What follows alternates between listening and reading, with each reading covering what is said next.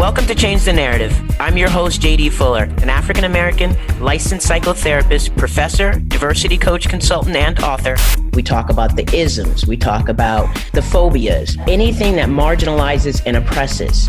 Everything we are not and everything we are is because of fear. Through a mental health lens, we'll have difficult conversations with celebrity guests, political activists, and everyone in between. Our mind will tell us whatever we want to believe, but the truth lives in the body, and that's where change occurs. Are you ready to change the narrative? Okay, so let's get to, we're going to take a bit of a dive in your book. And okay. I'm gonna quote something I read about Plantation Theory, which is the name of your book. And I'm not saying the subtitle for a reason, so we'll get into that. Okay. But I am going to read this quote. It challenges the status quo, urges future generations of Black excellence to recognize how much power they wield and evaluate closely the benefits and the detractors of choosing to work in corporate America. From cover to cover, Black professionals are faced with an urgent question: why work twice as hard for half the recognition and third of the pay? Oof, I'm gonna need you to talk about that. Those are bars. I want to know who wrote that so I can send them something. Okay. Well, yeah. So that is a great summation. I mean, there's so much more, but what they tapped into is something that I'm really passionate about, and that's us questioning the operating system in which we were programmed. And what I mean by that, specifically Black folks, and JD, you could probably relate, the imperative that was communicated to us by our parents was go to school, get a degree, get a good job, work 30 years, retire, and die. Mm-hmm. That's been the programming since, the industrial age at this point, right? Mm-hmm. And so you have to ask, well, is that still serving us? Is that programming, is it aligned to the operating system that we now have to operate on today, which now we have access to a large extent? We don't have some of the legislative constraints that our prior generations did. We have more access by way of digital technology and communication to reach, all over the world in ways that prior generations didn't have access to.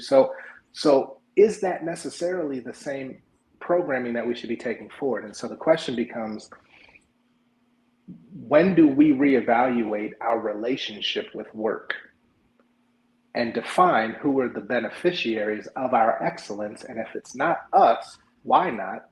And why do we continue to push this rock uphill to make white spaces safer rather than making more Black spaces? And so I'm pushing us to question these premises. I love that. Look, I don't believe there is a seat at the table. I believe we have to create our own table and our own seats. It's a huge problem because we're constantly, when you reach a certain level, you're wanting to make more money and you're wanting to grow and you want to keep going. And each level you have to sell out more and more. And to what end? To what end? There's a cost for the climb. And we're not told about that cost. And what we don't know is when we look at these, these models of success where you can see, in the past 66 years, there's been 21 Black CEOs of Fortune 500 companies out of a total 1,800 since Fortune has even been doing Fortune 500. Mm-hmm. And you're saying, well, what do those 21 Black CEOs possess that I don't? And when you break it down and you really get into it and you see, okay, well, 9 out of those 21 were lawyers from either Harvard or Stanford. 10 out of those 21 were MBAs from pedigreed, historically white institutions, and the only 2 outliers were engineers. And so when you go back to the lawyers, you start to say, okay, well, what is it that lawyers know that gets them to these positions of power and influence? And when you start to understand the language of law, which is the language of risk mitigation and power. And unless you have access or in proximity or grew up in these spaces, then you don't speak that language. And I dare say, those who have reached the highest heights of leadership in this country, and I even include the President of the United States, it's the highest office in the land, how much of their identity had to be suppressed in order to gain access, and what trade-offs did they make that maybe they don't sleep so well at night having made. Look, you don't know. You don't know, except for you see how many are angry about the parts of, President Obama that he had to sell out.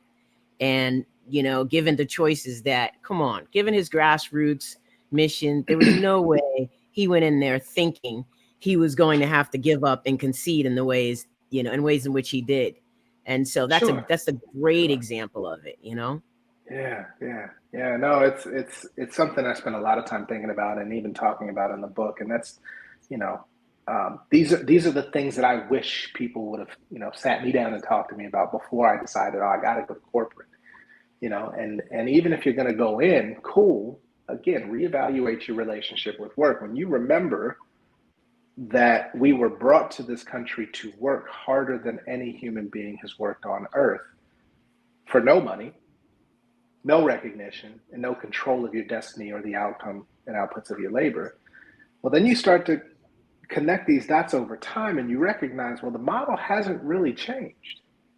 It's evolved. There's better marketing, different branding, but at base level, a company's imperative is still profitability, high productivity of its labor force with low overhead and cost.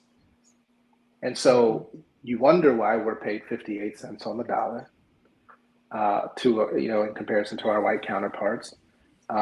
You wonder why we have the highest amounts of education, higher credentials, crushing it on all standards of innovation, invention, performance, and output, but yet don't see that reflected in the leadership of these organizations. Well, why is that? Well, why would leadership replace its highest performing output of labor to now put you at peer level and compete? But yet we think that because we have access, that now we are entitled to rising and getting into these positions. And I say, well, that only benefits those who control the company. And if you don't own the company, then you're giving all of your sauce, energy, expertise, passion, IP, all of that to somebody else. Mm-hmm. So I'm asking, even if you decide that you're not an entrepreneur, okay, cool. What's wrong with doing what some of these other folks have done?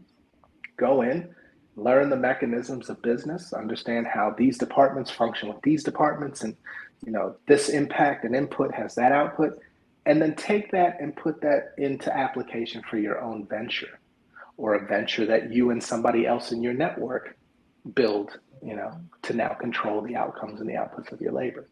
And that's all I'm trying to do as it pertains to, helping Black professionals or matriculating Black professionals question some of the premises we've been sold. I love the idea of even having that as an option. Like, I'm going in, I'm going to get what I need, and I'm going to see, as opposed to getting entrenched in that idea that this is going to lead to that. And the other, when you know what you just said is at the core, you can't forget that. That's what's at the core. Yeah. The challenge is, JD, most of us don't know that that's at the core. I know. Because unless you concentrated or focused on history in your education, mm-hmm. which we know is devoid of an accurate or expansive view of history, then you would never even question. This is just what I'm supposed to do. And then it's reinforced by mom, dad, grandma, granddad, great-grandma, whatever the example said before you were. Yeah. So, that's powerful. All right, I'm going to do another quote. And I think the one that I read first was from Dr. Joyce DeGruy, and I might have just broken them up because it was so powerful. I turned it into two. So Dr. Joyce DeGruy said this about plantation theory. Yeah. This is a quote. With laser-like precision, Graham fuses together our collective cultural memory and experience as he captivatingly describes the contract so many of us sign, a tacit agreement to don the cloak of cultural invisibility in exchange for the basement keys to the palace. Dr. Joy is an international treasure, I must say. Yeah, that's a powerful quote. And that one had me rocked when I read it, when she sent it to me. And it's you know, at the end of the day, the keys to the basement level access Mm. is powerful, because, like I said, we've been afforded access, but it's not to the top. You're still going in at subfloor level. So, but sorry, let me stop. Your thoughts. Your thoughts. Let me pull Look, back. I want to hear you go. I'm feeling it all. The thing Mm, is, I'm a fan of hers. I'm a fan of yours. I'm a fan of people who speak the truth and aren't afraid to speak the truth. Or I don't even want to say aren't afraid, because we walk in a way that is not filled with fear. It's mm, filled with strategy. So when mm, you've reached a certain mm. point in your career, you know what I'm saying? Like, you reach a certain point in your I love career, that. you can change your strategy. Like, I'm at the point in my life where I say whatever I want to say. I'm not worried about the consequences. But it took me a That's long right. time to get here, and so she is there. You are Mm, there, and it's yeah. fascinating to see it all just come out of us as we make it clear that those keys are to the basement. They're not to the elevator. And so what do you think about that? That's Yeah. powerful to me. Yeah. Look, my question is always, what would you do if you'd have known that before? Uh, Mm, and if you understood this and had a better vision or better perspective of what you're about to face, then mm. then it helps you devise your strategy accordingly, Okay. right? Yeah. And that's really what I'm calling. Like, I wrote this book. Somebody asked me, who did you write this book for? And I said, well, I wrote it for the rising junior, senior at an HBCU, but I also wrote it for the mid-level career professional who's going to a predominantly white, historically white institution or pedigreed MBA school.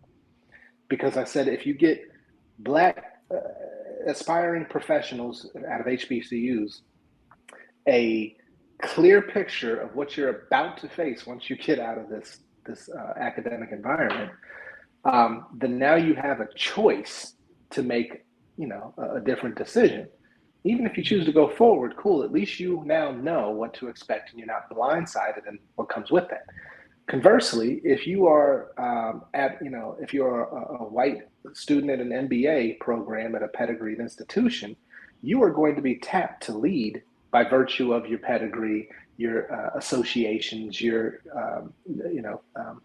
network, your relationships, and so forth. Now you have tools to give you perspective and insight into an experience of the most marginalized within your organizations. And now you have a better chance of leading in a more humane, more informed way. And so you're catching two populations on different ends, but hopefully coming together and improving the lived experiences of those who need the most help.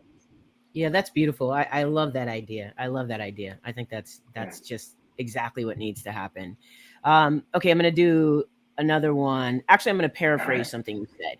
Okay. Uh, you are tired of subscribing to black excellence when white mediocrity persists because it's not sustainable. And this is also true for people who are otherwise challenged physically and emotionally. Mm-hmm. So, what do you say Mm-hmm. more about that? Yeah. Yeah. Well, I mean, when you understand who excellence benefits, and you might feel some of that, right? You get maybe more upward mobility, maybe a higher salary, maybe you move to a good neighborhood and put Mm, your kids in a good school. And of course, I'm air quoting that for a reason. Um, then again, what is the cost of that? And so excellence demands that you are twice as good for half the recognition and a third of the pay. And that only leads to, I mean, and this is studied, there are health outcomes mhm. associated with that. Shortened lifespan, stress, mental health issues, heart issues, cholesterol, like you name it. The impact that weighted stress adds to our lives and our life expectancies. Um, if you knew that that was an outcome, would you still proceed to be excellent? And I've even asked, some of my close friends and other Black professionals, what would it feel like to only operate at mediocre level? And it's a concept unfathomable for those in corporate America and Black professionals. Like, I don't even know what that would look like. Mm-hmm. I don't know if I'd be comfortable with that. We can't do that. I wouldn't even try, because then we lose our job, or we don't get the job. Right. Or, well, how do you know? You never tried. That's great. That is great. Now you have the opportunity to at least try, see what it feels like, see what the outcomes are. I don't know, but but I know excellence doesn't necessarily serve us very well at the end. Yeah, I used to when we started saying Black excellence, I used to put that for people who, progressed professionally in different systems. And then I just got really turned off. It was like, why do we have to be excellent? And so when you say that was just like, oh man, that's perfect. It is. It's what we're led to believe. We celebrate Black excellence. That doesn't make sense. That's just another thing we've been fed, like resilience. That's another one we've been fed. Resilience just means you can keep knocking me down and I bounce back.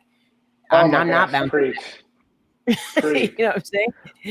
Well, some of these, you're spot on. And one of the things I've questioned is, okay, well, you don't hear white excellence, but Black excellence is ubiquitous. And you don't hear strong white woman, but you always hear strong Black woman. Why is strength not associated with white women? Well, again, Black women have had to be the strongest in society to bear the brunt of not only gender discrimination, but also racial discrimination. So, these are the things that we, unconsciously, promote and perpetuate, but there's big time implications on the psyche for normalizing these statements. Yeah, we have to start to take them out of our, just like people of color. I no longer say that. I say global majority. We have to start changing our language, because we don't realize how much, we've internalized these messages, which only feed the oppression that we live with and try to combat every day. So I'm with you on that completely. I read something that you said, and it reminded me of something that just gets me emotional every time I hear it. It's like 1 million free Black people who were enslaved died upon being freed. Man, that's just so emotional for me. Is there anything you can add to that? Yeah, well, I mean, it's closer to 1.5 million newly freed Black folks, in 1865, who were essentially released into society and told, the exact statement was root, hog, or die. Those are your choices. So you better grow something, you better kill something, or you're gonna die. And so you're releasing us into a society that is not designed for us, does not want us here. We don't have the education to compete. We don't have a means of viable job opportunities to compete. We don't have homes, right? None of the basic necessities to survive. And then we're told essentially, pull yourself up by your bootstraps. Well, a quarter of those, 1.5 million died in the first year due to starvation, disease, and neglect. You had a few that, a few of that population migrated north, south, west, back, to the Caribbean and so forth and continent. But the majority ended up going back on the plantations and working as sharecroppers, or basically one step above slaves, for the next 100 years. And you saw the legislative process to make that okay, but not be called slavery, right? Through segregation, Jim Crow laws, Black codes, and so forth. But that then set up and defined how we would exist for the next 100 years until the Civil Rights Act of '64. So, yeah. I mean, but these are the things. Yeah, these are the things that often get overlooked in education. I agree. Do you have a copy of your book handy that you can hold up? I should have. Okay, right on. I do. But right on. Now, would you read the subtitles? I think it's so important. So, Plantation Theory. Let me bring it up. Right there. Yeah, right there. Yeah, that's perfect. The Black professional struggle between freedom and security. Everything we've been talking about. That's it. That's it. All right, but as we're winding down, I just have a couple more questions for you, and I actually want you to finish this sentence. Let's see. It's a phrase. Okay. Equality is not equity because equality only assumes like for like. It does not account for the disparity between multiple players, right? Can't start you on the negative 50-yard line and then expect you to be equal in the outcome of the race. If we're going to the end zone or 100-meter dash or whatever the case may be. So equity accounts for the disparity between starting places, and equality just gives you same treatment. Yeah. I have to ask so many people to say this in whatever way they can, because it really needs to be reimagined in a way.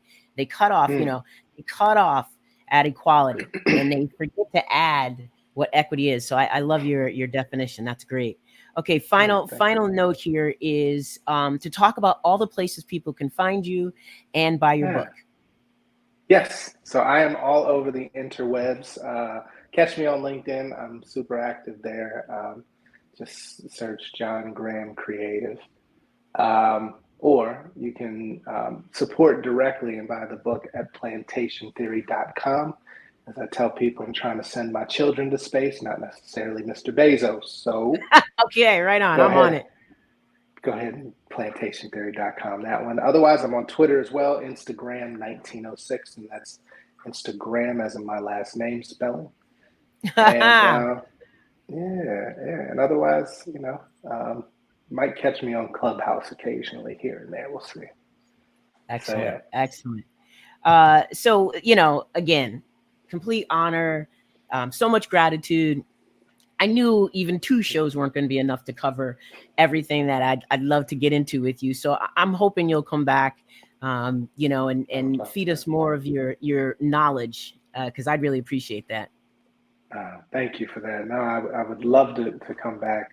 You asked such thoughtful questions, JD, and love your energy and everything you're doing. So thank you, and the honor is mine, certainly, for being invited.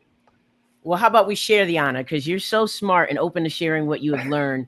And this is how we change the narrative. So I just want to thank you again and let you know that I really respect everything you're doing. So thank you so much, brother.